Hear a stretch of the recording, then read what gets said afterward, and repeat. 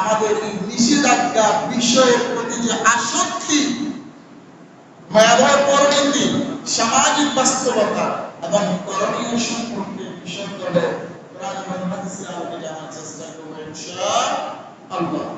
Cambridge বিশ্ববিদ্যালয়ের যে dictionary আছে, এই ডিকশনারিতে ক্যামব্রিজ বিশ্ববিদ্যালয়ের অধ্যাপক লিখেছেন an alcoholic drink which is usually made from grapes but can also be made from other fruits or flowers.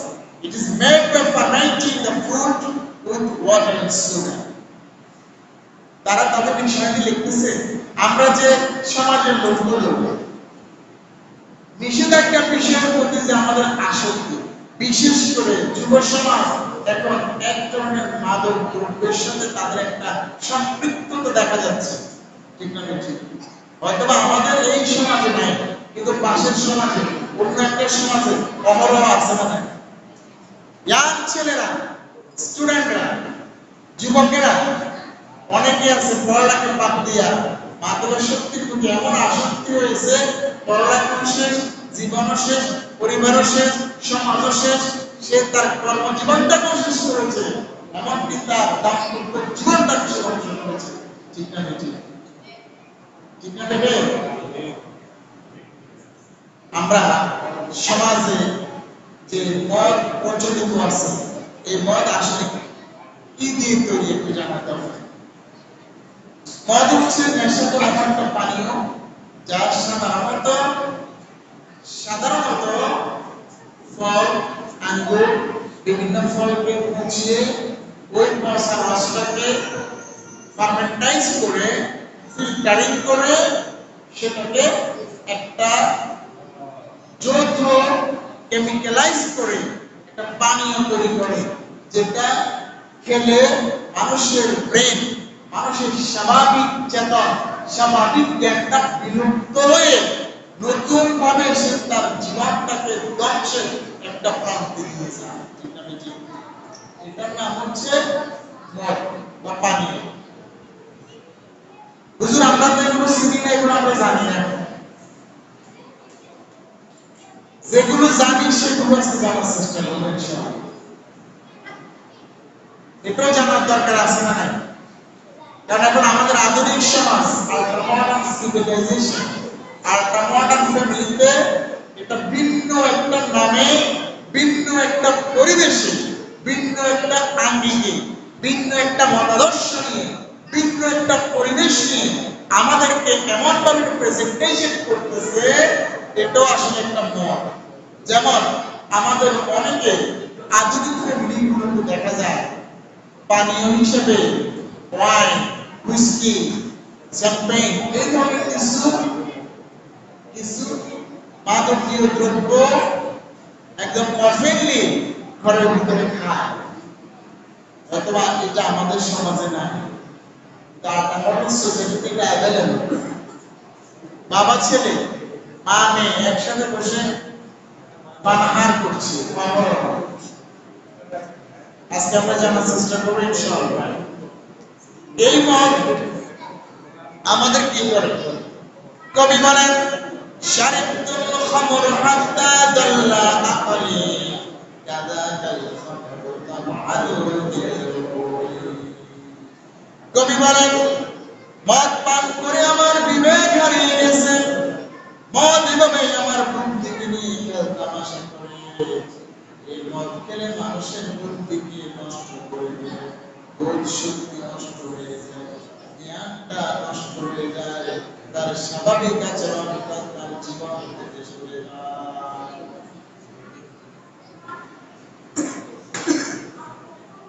এটা হচ্ছে মাদকীয় একটা পদার্থ যেটা মানুষকে নেশা করে, মানুষের বুদ্ধিটাকে কমিয়ে দেয়। এ বিষয়ে রাসূল সাল্লাল্লাহু আলাইহি ওয়াসাল্লাম বলতেছেন, আইয়ুহান নাস, ও মানুষেরা, আলা ইন্নাহু নাযালা তাহরিমুল খামর ইয়াওমান নাযাল, যে নিশ্চয় মদ হারাম সাব্যস্ত হয়ে গেছে। আর এই মদ তৈরি হয় থেকে 5টা বস্তু তৈরি। 1 নম্বরে আঙ্গুর, 2 নম্বরে খেজুর, 3 নম্বরে গম, 4 নম্বরে জব, 5 নম্বরে মধু। এই 5টা বিষয় থেকে মদ তৈরি হয়। আর এই মদ মানুষের জ্ঞান বুদ্ধিকে বিলুপ্ত করে দেয়, এমন ভাবে বিলুপ্ত করে স্ত্রীকে মা ডাকে, আছে না না?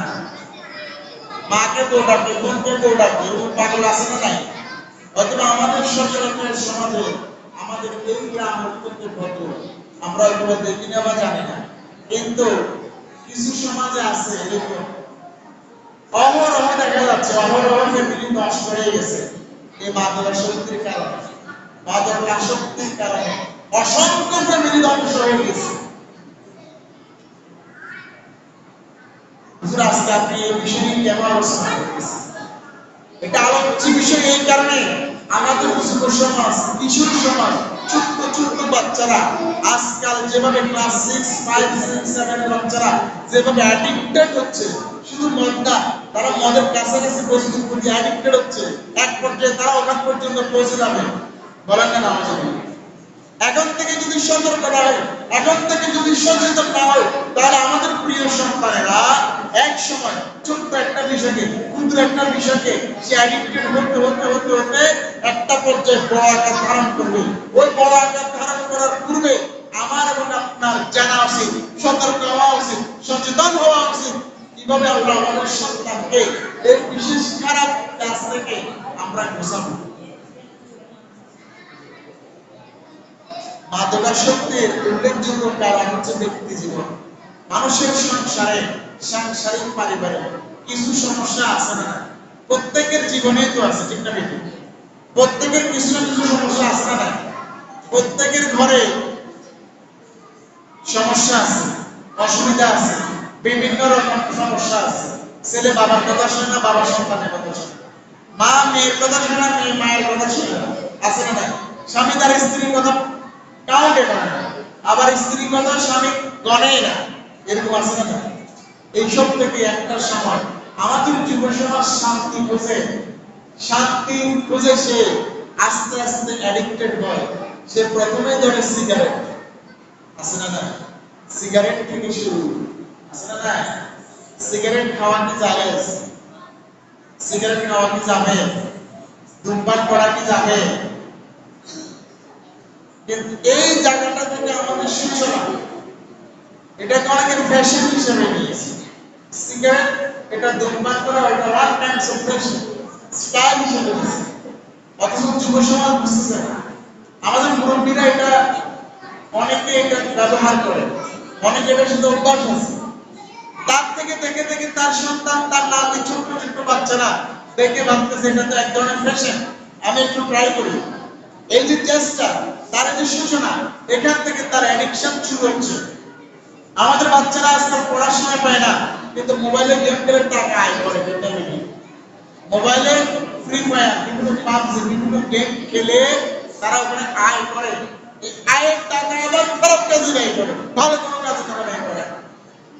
দেখা যাচ্ছে সংখ্যাবদ্ধ হয়ে আপনি জানেন না আপনার সন্তান কার সাথে মিশতেছে, খুঁজলেন দেখবেন কোনো না কোনো আপনি খুঁজে পাবেন আপনার ছেলের 4-5 জন বন্ধু মিলে মোবাইলে অ্যাডিকশন, মোবাইল গেম খেলতেছে, মোবাইল গেম খেলে গেলে টাকা আয় করতেছে, ওখান থেকে ওই টাকা আবার তারা খারাপ কাজে ব্যয় করতেছে। তারা সিগারেট খাচ্ছে, সিগারেটের চারা আধুনিক, তারা গাঁজা, বিভিন্ন মাদকাত দ্রব্যের সাথে তারা মিশে যাচ্ছে, আপনি নিজেই জানেন না। খোঁজের খবর নেই। বাচ্চাকে সবসময় সতর্ক অবস্থায় রাখতে হবে। আপনার বাচ্চা 6, 7, 5, 6, 7 হচ্ছে, এর প্রতি আপনাকে সর্বোচ্চ সতর্ক রাখতে হবে। কারণ এই বয়সটা বয়স শূন্যিকা, এই বয়সে মানুষ খুব বেশি আবেগময়ী হয়। আবেগকে তারা এত বেশি চালান করে তারা তাদের বিবেক ভুলে যায়।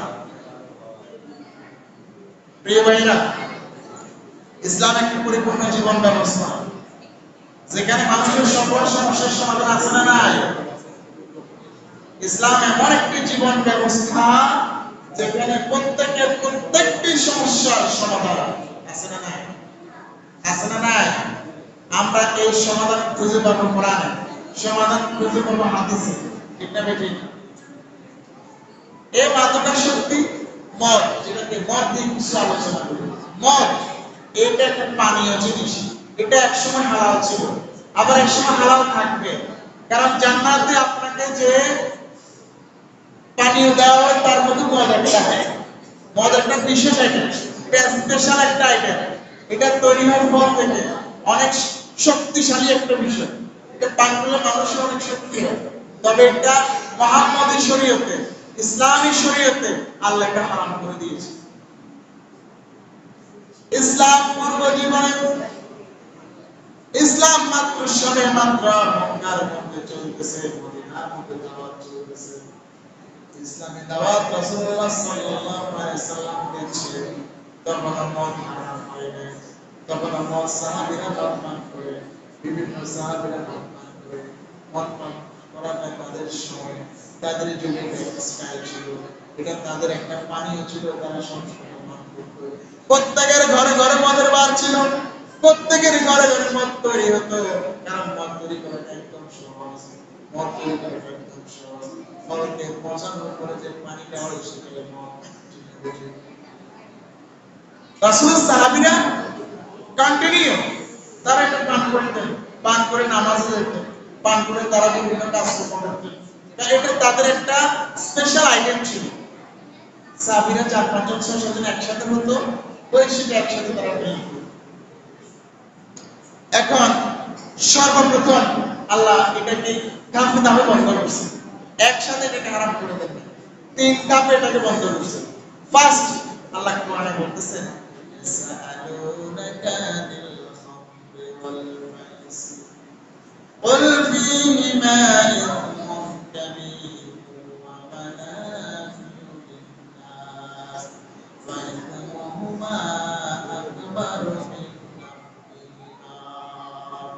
আল্লাহ রাব্বুল আলামিন তার বান্দাদেরকে ডেকে বলতেছেন, আমার বান্দারা শোনো শোনো শোনো, মদটা জান্নাতের একটা খাবার, মদ জান্নাতের মধ্যে সকল মুমিন বান্দা যারা জান্নাতে যাবে তারা সেটা পাবে, এটা তাদের একটা পানীয়, কারণ এটার মধ্যে অনেকগুলো উপকার রয়েছে। কিন্তু পৃথিবীর জমিনে, আল্লাহর জমিনে এই মদ পান এটার মধ্যে পাপ রয়েছে। আল্লাহ বলেন, নবী আপনাকে সাহাবীরা লোকেরা জিজ্ঞাসা করবে, ইয়াসআলুনাকা আনিল খামরি ওয়াল মাইসির, আপনাকে মদ এবং জুয়া সম্পর্কে জিজ্ঞেস করা হবে, কারণ জুয়া জিনিসটা অত্যন্ত খুবই মানুষকে আকর্ষণ করে, কারণ এটা দিয়ে আয় করতে কোনো কষ্ট হয় না। লোকেরা আপনাকে জিজ্ঞাসা করবে, ও নবী আপনি বলে দিন, ফীহিমা ইসমুন কাবীরুন ওয়া মানাফি'ু লিন-নাস, ও নবী আপনি বলে দিন, এটা হচ্ছে অনেক বড় গুনাহ, যদি এটার মধ্যে অনেক উপকার রয়েছে, সাময়িক উপকার, ওয়া ইসমুহুমা আকবারু মিন নাফইহিমা। আল্লাহ বলেন, আমার বান্দারা শোনো, এই যে তোমরা সাময়িক যে উপকারটা দেখতে পাচ্ছ, মদ খেলে শক্তি হয়, জুয়া খেলে টাকা হয়। আমাদের ছোট ছোট যুবক ভাইরা এখন মোবাইলে বসে বসে জুয়া খেলে কিনা, যুবকেরা পাবজি খেলে, ঠিক নেই, যুবকেরা ফ্রি ফায়ার খেলে, টাকা আয় করে, 2-1 দিন 4-5 হাজার টাকা আয় করে। এরকম ছোট ছোট বাচ্চারা আছে, আপনারা হয়তো জানেন না, আপনি হয়তো জানেনই না। এখনকার যুবকেরা কত আপডেট, ছোট ছোট বাচ্চারা কত আপডেট, আপনার কল্পনা করতে পারবেন না। ছোট্ট ছোট্ট বাচ্চাদের হাতে যখন মোবাইল যায়, এরা এমন গেম খেলে টাকা আয় করে। আপনি মাসে কেমন 20,000, ও কামাবেন 50,000, জানেন না তো? ঠিক না বেটি? ঠিক না বেটি? যুবকেরা আয় করে তো, গেম খেলে গেলে আয় করে সারাদিন, জানি তো, এগুলো দেখতেছি। এই তো, এটা হচ্ছে মাইন্ডসেট, মানে জুয়া খেলা। আর এটা এত বেশি আনন্দদায়ক, কারণ খেললে আয় আসতেছে, এটা আপডেট, শয়তান এটাকে আপডেট করে দিয়েছে। এক সময় জুয়া খেলাটা এটা গোপনে, দূরে এক সময় গোপনে খেলতো, ঠিক না বেটি? হ্যাঁ, এমন এক জায়গায় তো কেউ দেখতো না, একদম লুকিয়ে লুকিয়ে খেলতো। এখন এটা অফিন হয়ে গেছে, ঘরে ঘরে হয়ে গেছে। এখন স্কুলে বসে বসে খেলে, আছে না? মাদ্রাসা বসে মাদ্রাসা শিক্ষার্থীরা খেলে, আমি ধরছি। ওদিকে ক্লাস যখন বসে বসে ফ্রি ফায়ার খেলে, গেম খেলে। এগুলো আবার বিক্রি করে, আইডি বিক্রি করে, ওরা অনেক টাকা আয় করে। ওর বাবা এত টাকা আয় করে না, ও কত টাকা আয় করে। এটা 1400 বছর আগে আল্লাহ তার রাসূলকে জানাই দিয়েছেন, ও নবী, ইয়াসালুনাকা আনিল খামরি ওয়াল মাইসির, আপনাকে মদ এবং জুয়া সম্পর্কে জিজ্ঞেস করবে, আপনি বলে দেন যে এটা অনেক বড় গুনাহ, যদিও সাময়িক কিছু উপকার আছে। উপকার আছে না? একটু মদ খেলে একটু শক্তি হয়, শরীরটা একটু গরম হয়, হ্যাঁ, তারপরে জুয়া খেলে টাকা আয় হয়, এটা উপকার না? এটাও তো একটা উপকার। কিন্তু আল্লাহ বলতেছেন ওয়াইসমুহুমা আকবারু মিন নাফইহি, এটা উপকারের চেয়ে ক্ষতিটাই বেশি। এক নাম্বার দাম আল্লাহ প্রথমে নাফা দিলেন, কি দিলেন? একটু বুঝালেন, সাহাবীদেরকে একটু এটা ছেড়ে দিলেন যে এটা খারাপ, এটা ভালো না। এখনো সরাসরি নিষেধ করে নাই, এখনো সরাসরি নিষেধ করে নাই। এবার কিছুদিন পরে একদিন হযরত আব্দুর রহমান ইবনে আওফ রাদিয়াল্লাহু তাআলা আনহু, সাহাবী, আল্লাহর রাসূলের জলিলুল কদর একজন সাহাবী, তিনি তার ঘরে হযরত আলী, আলী নাম শুনছেন? নাম শুনছেন? চতুর্থ খলিফা, রাসূলের জামাতা, রাসূলের মেয়ের জামাই, আবার রাসূলের চাচতো ভাই, কত বড় সাহাবী! এই সাহাবীকে নিয়ে আরো কয়েকজন সাহাবীকে নিয়ে বসে ঘরে মাগরিবের আগে বসে আব্দুর রহমান আওফ বলেন, চলেন আমরা একটু বসে আড্ডা মারি আর একটু মদ খাই। সবাই মদ পান করলো, মদ পান করছে, এমন সময় মাগরিবের নামাজের আযান দিয়ে দিয়েছে। মাগরিবের নামাজ আযান দিয়ে দিয়েছে, হযরত আলী তিনি নামাজে দাঁড়ালেন, তিনি ইমামতি করতেছেন, পিছনে সাহাবীরা। এখন নামাজের মধ্যে মদ খেলে একটু মানুষ নেশাগ্রস্ত হয় কিনা, একটু এলোমেলো কথা আসে কিনা, মাকে বউকে মা বলে কিনা, এরকম হয় কিনা? কারণ মানুষের বিবেক শক্তিটা তখন লোপ পায়, জ্ঞান শক্তি, বুদ্ধত্ব শক্তিটা তখন তার শরীর থেকে, তার ব্রেন থেকে চলে যায়। তখন হযরত আলী সূরা পড়তেছেন, এটা আয়াত পড়তেছেন, ওইটা একবার এখান থেকে পড়ে, একবার ওখান থেকে পড়ে, একটা পর্যায়ে আয়াত পড়ে কুফরি পর্যায়ে চলেছে, বলেন নাউযুবিল্লাহ। তখন আল্লাহ রাব্বুল আলামিন আয়াত নাযিল করে দিলেন। দুই নম্বর ধাপ, এক নম্বর ধাপ বলছে কি এটা খারাপ, এটা ভালো না, উপকার আছে তবে এটা গুনাহ।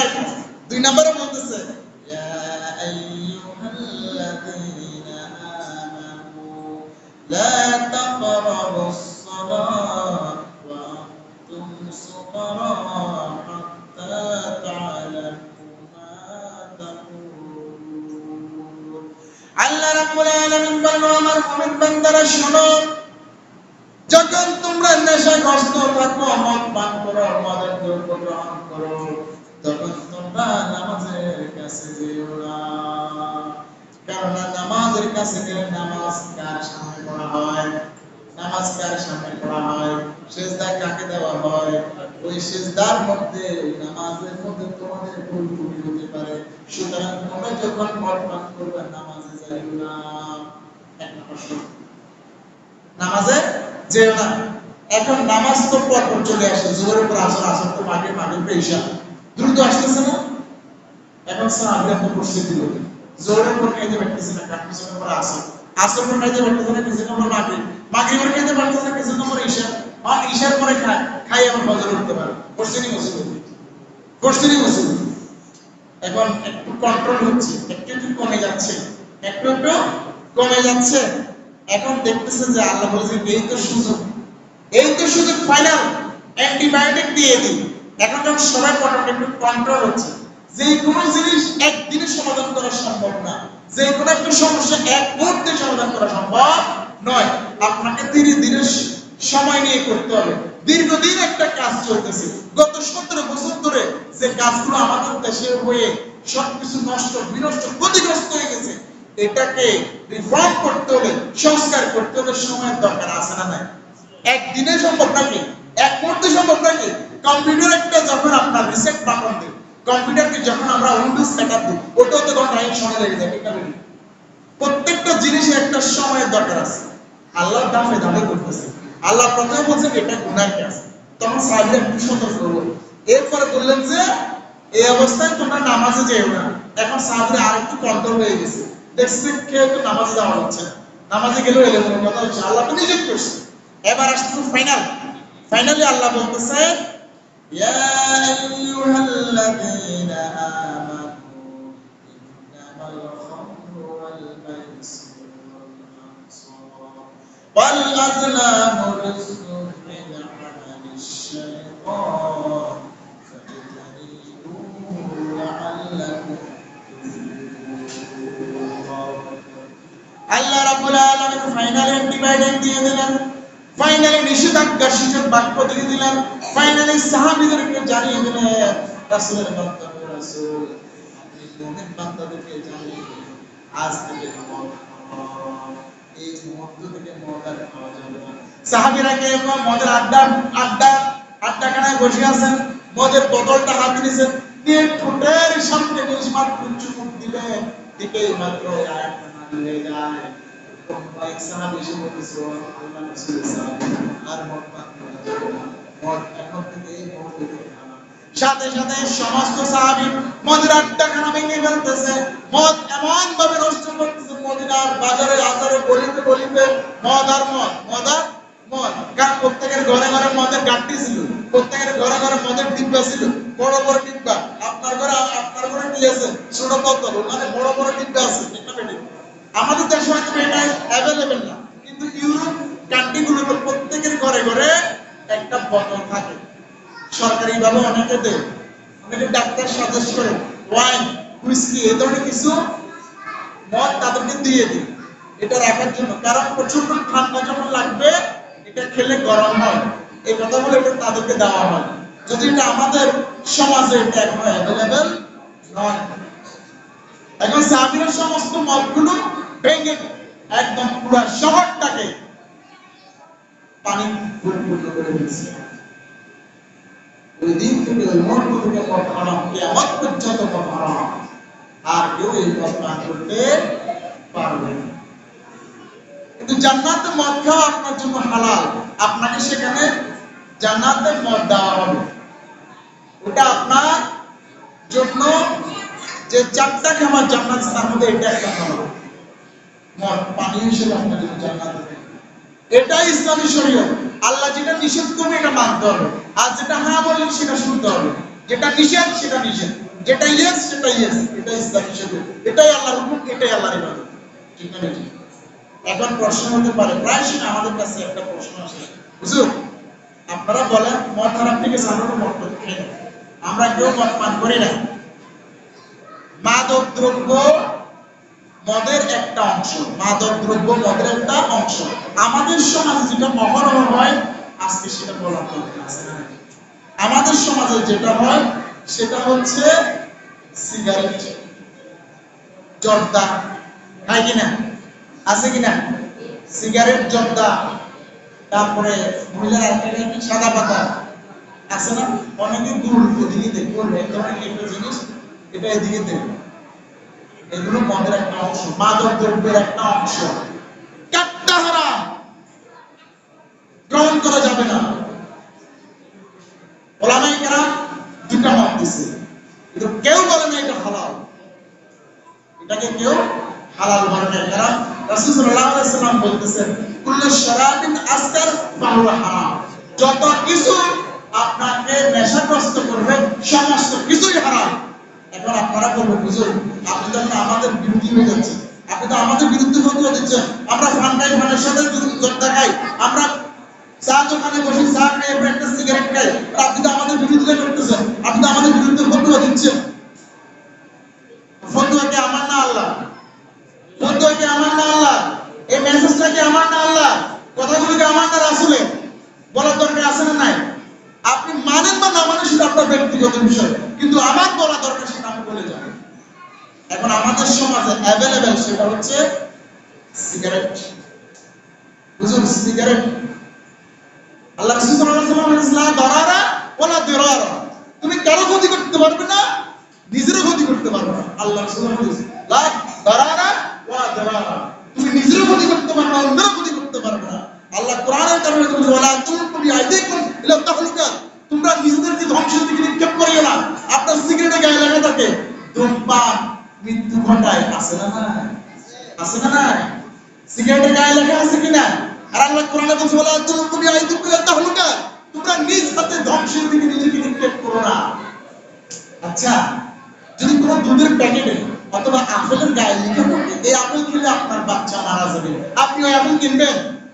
আঙ্গুর ফলের গায়ে লেখা আছে আঙ্গুর ফল খেলে আপনার বাচ্চা মারা যাবে, আপনি মারা যাবেন, ওই আঙ্গুর কিনবে কেউ? কিন্তু আপনি সিগারেট কিনেছেন, বিড়ি কিনেছেন, জর্দা কিনেছেন, সাদা পাতা কিনেছেন, ওটা কেন কিনে?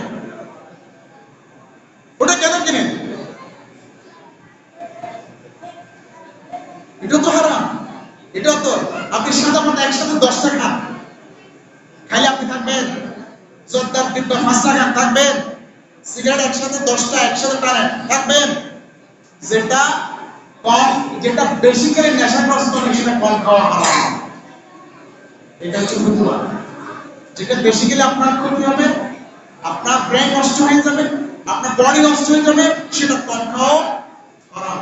খাওয়া যাবে, কোনোভাবে জায়েজ করা যাবে না। যত যুক্তি দেন, সিগারেট, জর্দা, তারপরে সাদা পাতা, এগুলো খাওয়া যাবে না। এবং মুরব্বীরা বর্তমান দিবেন যে হুজুর আজকে শুরু করছে, আজকে আমাদেরকে পাইছে। রাসূলের হাদিস, রাসূল বলেন পাঁচ করে কাসীরু ওয়া কলিলু হারাম। যেটা বেশি খেলে ক্ষতি হয় সেটা কম খেলেও হারাম, যেটা বেশি খেলে ক্ষতি হয় সেটা কম খেলেও হারাম। এবার একটা জিনিস, একটা স্পষ্ট হাদিস শুনেন। আমাদের অনেকেই আছে সিগারেট নিজে খাই না, কিন্তু সিগারেট বিক্রি করি, আসেনি না? পান নিজে খাই না, জর্দা বিক্রি করি, আসেনি না? দেখেন আল্লাহ রাসূল সাল্লাল্লাহু আলাইহি ওয়াসাল্লাম হাদিস বলতেছে, ওয়া মান সান্না ফিল ইসলামি সুন্নাতান সাইয়্যাতান কানা আলাইহি ইজরুহা ওয়া ইজরু মান আমিলা বিহা মিন বা'দিহি মিন গায়রি আন ইয়ানকুসা মিন আওজারিহিম শাই'আন। আপনার দ্বারা, আপনি আপনার ব্যবসায়িক কারণে আপনি সিগারেট, জর্দা, সাদা পাতা বিক্রি করতেছেন, আপনার কারণে একটা পরিবারে একটা মানুষ এটা নিয়ে খাচ্ছে। এখন এটা তো ভালো কাজ নয়, এটা হারাম কাজ। হারাম কাজ শুরু হয়েছে কার মাধ্যমে? আপনার মাধ্যমে। আপনি আনছেন, আপনাদের কিনার একটা শেষ সুযোগ হয়েছে, আপনাকে দিয়ে গুনাহটা স্টার্ট হয়েছে। এরপর যতজন এই গুনাহ করবে সবার গুনার ভার আপনার মধ্যে একটা একটা আসবে। আমার কথা না রাসূলের কথা, আমার কথা না রাসূলের কথা। পুরো বিরাজ হয়ে গেছে, ক্লাস হুজুর আমাদেরকে পাইছে। আমি কি আমার কথা বলছি না রাসূলের কথা বলতেছি? আর এটাকে বলা কি গুনার কথা না? আমার মেসেজ আমি দিব, আমার কথা আমি বলে যাব, আপনি মানেন বা না মানেন জবাব দিয়ে করবেন কার কাছে? আল্লাহর কাছে। আমি না বললে জবাব দিয়ে করতে হবে আমাকে, ঠিক না বেটি? এখন আমাদের সমাজে এটা আছে কিনা? আপনার থেকে দেখে দেখে ছোট্ট ছোট্ট শিশুরা শিখতেছে। আপনি সিগারেট খান, নামাজ পড়ে বের হয়ে হুঁশ থাকে না, 15 মিনিট নামাজে ধৈর্য নাই, নামাজ বের হয়ে প্রথমে আগে সিগারেট দাও, সিগারেট দাও, আছে না নাই? রোজা রাখি শেষ হয় না, ইফতার খাওয়ার আগে পানি মুখে দিয়ে এদিকে সিগারেট টান, এরকম বান্দা আছে না নাই? আছে না নাই? আছে তো, অবরো। আপনার থেকে আপনার শিশুরা শিখতেছে, আপনার থেকে দেখে যতজন শিখবে, যতজন গুনাহ করবে, ততজনের গুনাহ আপনার আমলনামায় আস্তে আস্তে যোগ হবে। আপনি কাল কিয়ামতের ময়দানে গিয়ে দেখবেন আপনার গুনাহ হয়েছে 5টা পাহাড়, ওমা ওখানে দেখে আরো 10টা পাহাড় এখানে যোগ হয়ে আছে। আপনি ফেরেশতাদেরকে বলবেন, এই আমি গুনাহ এগুলা করছি, এগুলা করি নাই। তখন ফেরেশতারা বলবে, বাবা তুমি যে গুনাহ করছো, এই যে গুনাহ দেখাই দিয়ে আসছো, এই যে গুনাহটা শুরু করে দিয়ে আসছো, এগুলো তোমার গুনাহ, এগুলো হচ্ছে তোমার পরে যারা তোমার দেখে দেখে করছে, আমল করছে, ওই গুনাহগুলো তোমার আমলনামায় যোগ হয়েছে, এবার জাহান্নামে যাও। বলেন না নাউজুবিল্লাহ, বলেন না নাউজুবিল্লাহ। হযরত উসমান রাদিয়াল্লাহু তাআলা থেকে বর্ণিত, তিনি বলেন, একজন আবেদ, এমন একজন ভালো লোক ছিল, একজন আল্লাহর ওলি ছিল সমাজের ভিতরে, যাকে কোন গুনাহ কেউ করাইতে পারে না, এমন একজন আল্লাহর ওলি ছিল। একটা সমাজের ভিতরে একজন নারী তাকে ফলো করলো, চ্যালেঞ্জ করলো, তাকে দিয়ে গুনাহ করাবেন। ওই নারীটা তাকে যেভাবে হোক তাকে গুনাহ করাবেন। একদিন ওই নারী তার একটা দাসীকে ওই আবেদের কাছে পাঠানো হলো, ওই আল্লাহর ওলির কাছে পাঠানো হলো। পাঠিয়ে বলল, তুমি ওনাকে বলবা আমি একটা বিপদে পড়ছি, আমার একটা সাক্ষী দরকার, তোমাকে ওই হুজুর যেন আমার কাছে আসে। এখন মহিলা খবর পাঠাইছে একজন আল্লাহর ওলি, আল্লাহর একজন কনিষ্ঠ বান্দা, যার দ্বারা এখন পর্যন্ত কোনো গুনাহ হয়নি, হুজুর উসমানের হাদিস, এমন একজন বান্দাকে একজন মহিলা টার্গেট করছে, তাকে গুনাহ করাবে। কিভাবে করাবে? একজন মহিলা পাঠাইছে যে আমি বিপদে পড়ছি, কথা বলো। উনি আসবেন, কারণ ভালো মানুষ। লোকটা আসলো, আসার পরে ঘরে ঢুকছে, দরজা বন্ধ করে দিয়েছে। ঢুকতে ঢুকতে 4-5টা দরজা সব বন্ধ করে দিয়েছে। গিয়ে দেখতেছে মহিলা ওখানে নিজেকে সুন্দরী করে, আকর্ষণীয় করে সাজিয়ে বসে আছে। একটা ছোট্ট একটা শিশুকে পাশে রাখছে, আর একটা মদের বোতল পাশে রাখছে। আইটেম কয়টা? আইটেম কয়টা রাখছে? একটা মহিলা নিজে, একটা মদের বোতল, আর একটা শিশু, সুন্দর একটা শিশু, ফুটফুটে শিশুকে রাখছে। দেখে মহিলা বলতেছে, হুজুর আপনি আসছেন? যে হ্যাঁ আসছি, আমি আপনাকে সাহায্য করতে আসছি। বলে যে আপনাকে আমি ডেকেছি সাহায্য করার জন্য নয়, আপনাকে আমি ডেকেছি, আপনাকে আমার ভালো লেগেছে, আপনি আমার সাথে জেনা করবেন। হুজুর আস্তাগফিরুল্লাহ ওয়া আউযু বিল্লাহ, এটা কিভাবে করব? এটা সম্ভব না, আমার পক্ষে সম্ভব না, আমার জীবন থাকতে এটা করব না। বলে ভালো কথা, আপনি তো এখান থেকে যেতেই পারবেন না, সব দরজা লক। তো বলতে আপনাকে হয় আমার সাথে জেনা করতে হবে, না হয় এই বাচ্চাটাকে হত্যা করতে হবে, না হয় মদের বোতল আছে মদ খেতে হবে।